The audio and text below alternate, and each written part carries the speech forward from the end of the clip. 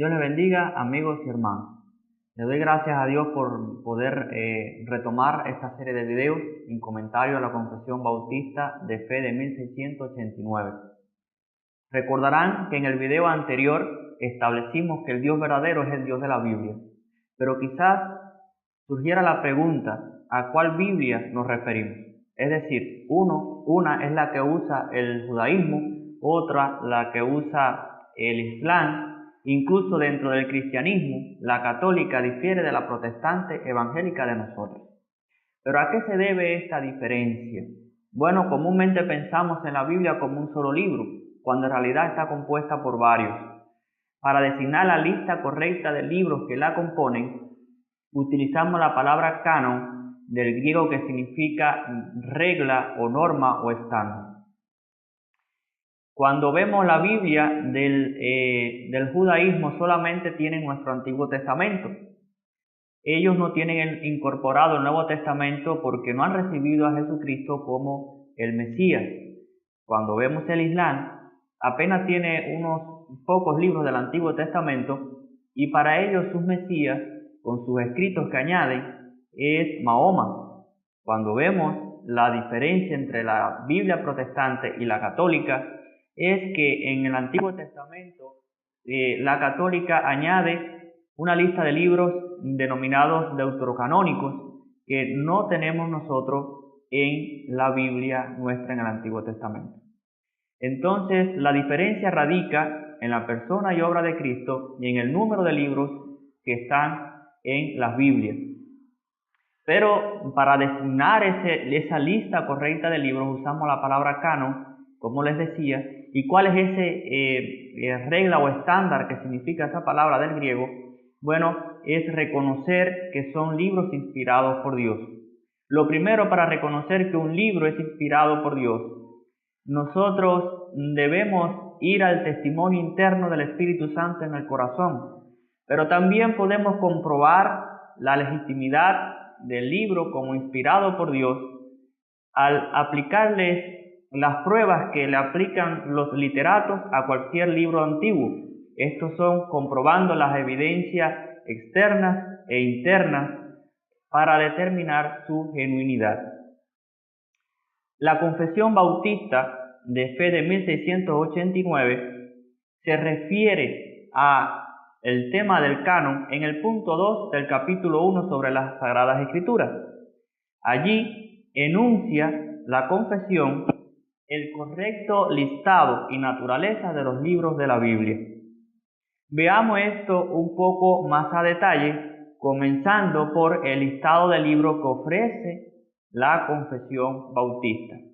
Dice la confesión: bajo el nombre de la Santa Escritura o la palabra de Dios escrita, están ya contenidos todos los libros del Antiguo y Nuevo Testamento, que son estos que verás en pantalla.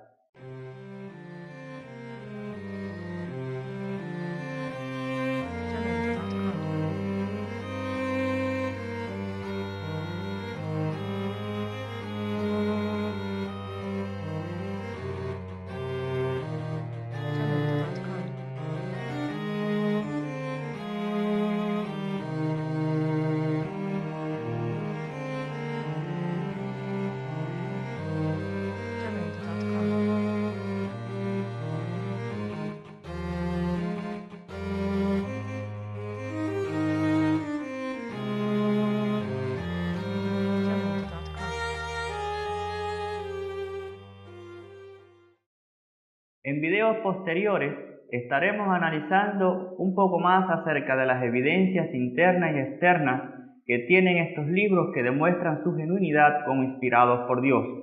Pero por ahora vale que nosotros conozcamos un poco acerca de estos libros y hagamos una breve sinopsis de los libros de la Biblia como un todo.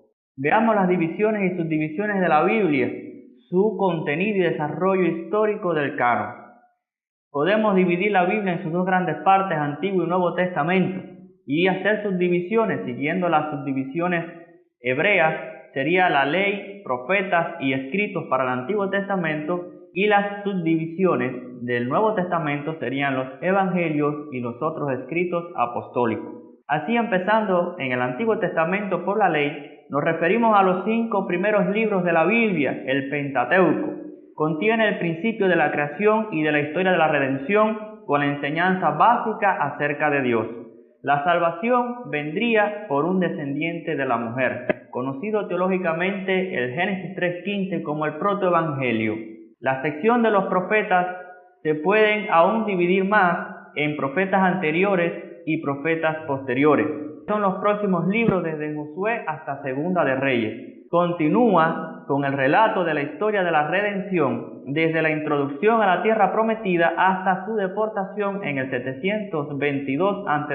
el reino del norte y 529 a.C.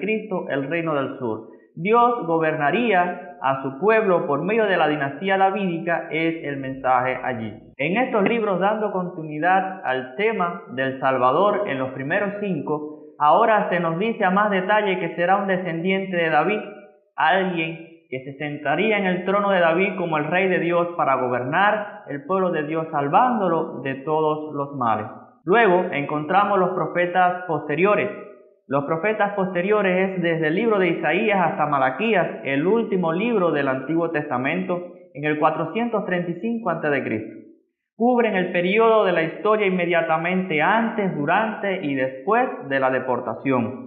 Estos libros nos explican un poco más acerca del Mesías davídico, Salvador del mundo, donde nos enseña que aquel tendría prerrogativas divinas, pero que vendría previamente como siervo sufriente antes de eventualmente traer el reino de justicia en una recreación de todas las cosas. Así cierra el Antiguo Testamento con el anuncio del último profeta Elías, quien vendría preparando el camino a la llegada del Cristo. Por último, la sección del Antiguo Testamento, los escritos, es el resto de los libros del Antiguo Testamento coleccionados durante toda su formación y ubicados al final de la Biblia hebrea.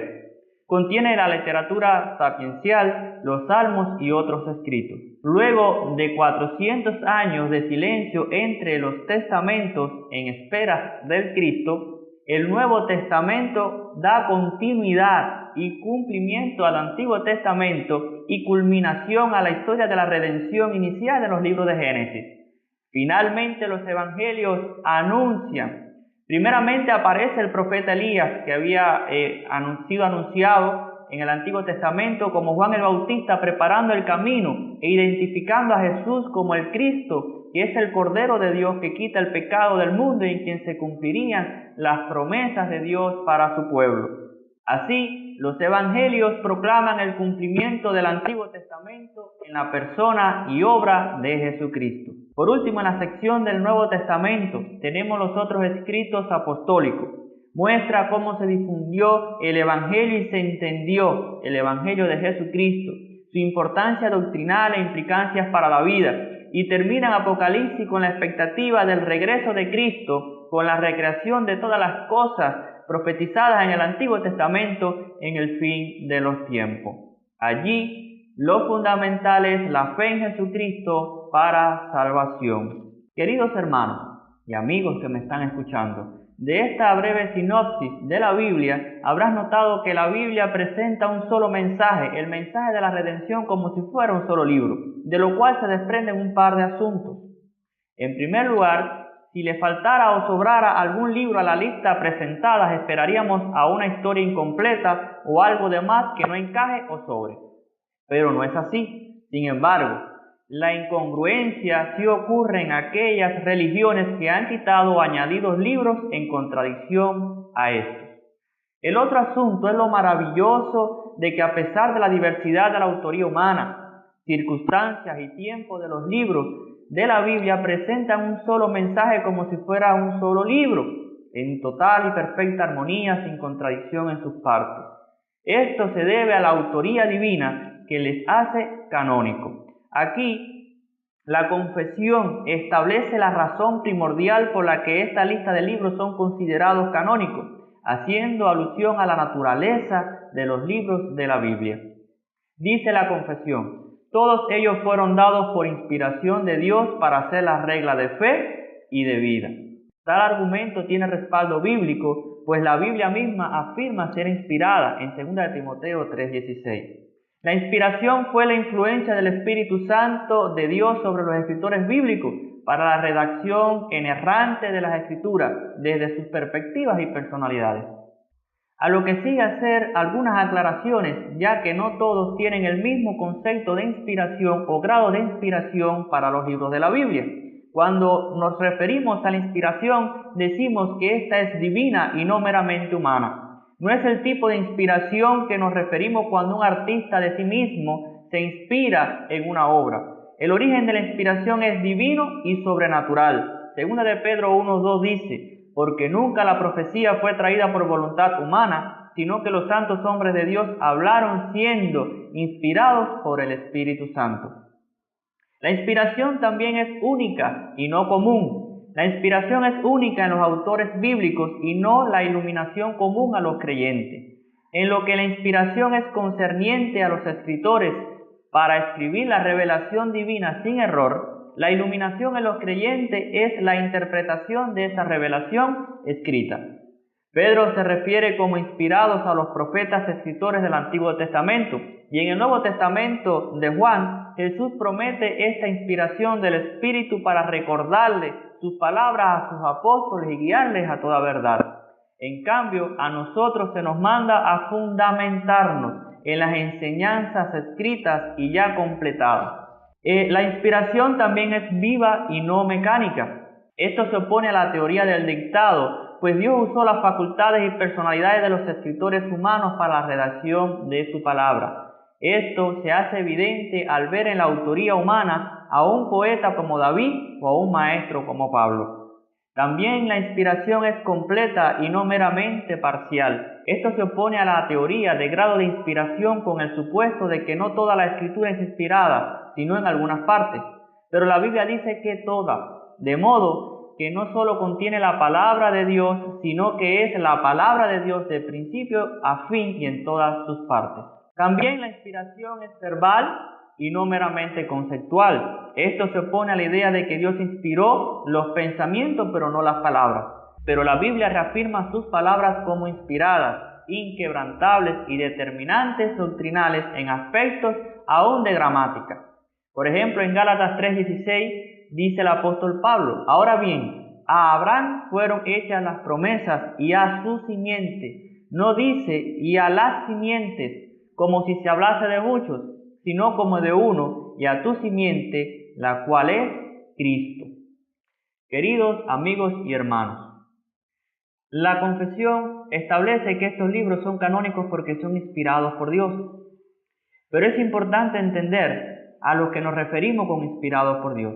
Es que es palabra de Dios de principio a fin. Cada tilde, cada coma es palabra de Dios autoritativa para nosotros. No contiene errores. Y tenemos que también entender el tipo de inspiración orgánica cuando Dios usa las facultades de los escritores y personalidades y perspectivas de los escritores bíblicos a la hora de hacer hermenéutica y comprender los escritos, extrayendo del texto el significado original en su contexto histórico para aplicarlo a nosotros en estos tiempos. Lo que hasta aquí hemos visto establece el correcto listado de los libros de la Biblia que componen como tal la Biblia verdadera, y esa es la que nos muestra al Dios verdadero. Veremos en otros videos más acerca de evidencias y de lo que demuestra que estos son los libros verdaderos inspirados, dados por Dios para Él ser conocido y obedecido.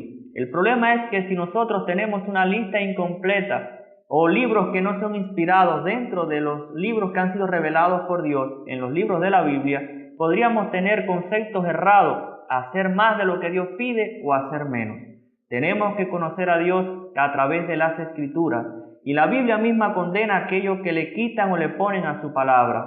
Pero Dios, el Dios verdadero, nuestro Dios, se ha dado a conocer en las Escrituras. Y estas Escrituras nos llegan a nosotros por medio de la confirmación del Espíritu Santo en nuestro corazón, y veremos en videos posteriores cómo también podemos comprobar con evidencias externas e internas aplicadas al manuscrito, que son la Biblia, la palabra inspirada por Dios. Además de que estaremos viendo mucho de lo que es referente a los errores que se cometen al incluir libros que no son de la Biblia, como por ejemplo los deuterocanónicos, en próximos videos. Le esperamos en próximos videos para que usted y yo podamos seguir compartiendo y aprendiendo juntos de nuestro Dios a través de las Escrituras, según esta confesión histórica que nos ayuda a encontrar en las Escrituras las doctrinas fundamentales de nuestra fe evangélica. Dios le bendiga.